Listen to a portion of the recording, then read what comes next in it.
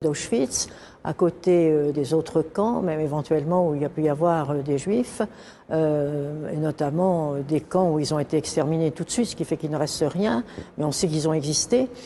On a découvert, grâce au Père des Bois, qu'il y avait en Ukraine des fosses communes considérables et qui n'avaient jamais été découvertes jusque-là.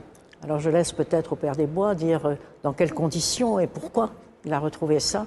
Mais je voudrais lui rendre hommage parce que c'est quelque chose de très très important de savoir ça. Maintenant d'ailleurs il sort des livres sur ce qui s'est passé en Ukraine, mais à cette époque-là on avait très peu de choses. Alors on a vu la réalité des travaux menés par le Père des Bois dans le film bouleversant qu'on vient de voir.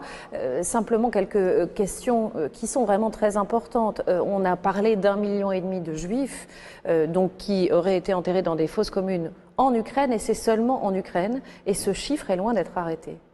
Oui, les historiens estiment entre 1 500 000 et 1 800 000 juifs fusillés sur le sol de l'Ukraine actuelle et jetés, je dirais, dans des fossés derrière les églises, sous la place du marché, dans une petite forêt, n'importe où, je dirais partout où il y a un fourré, quelque part dessous il y a des juifs.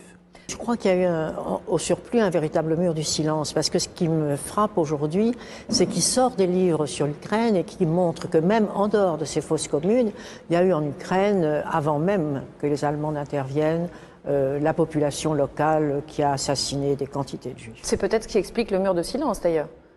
Parce que la population elle-même a eu beaucoup de mal à parler de ça, elle était impliquée. Oh, elle a été très impliquée, très impliquée. Il y a eu vraiment un moment où les Allemands n'étaient pas encore tellement sensibilisés sur cette question. Ce sont très souvent les Ukrainiens qui ont agi eux-mêmes. Il n'est pas acceptable que les plus grandes avenues des grandes villes d'Ukraine, comme la plus grande artère de Kiev qui fait 5 km de long et qui mène au site de Babi Yar, où les supplétifs ukrainiens ont assisté les nazis dans l'assassinat de 30 000 juifs, portent le nom du chef des nationalistes, Bandera, qui a coopéré avec les nazis et qui a assassiné des dizaines de milliers de familles juives en Ukraine. Et c'est pas simplement Bandera à Kiev, il y a une journée nationale en l'honneur de Bandera.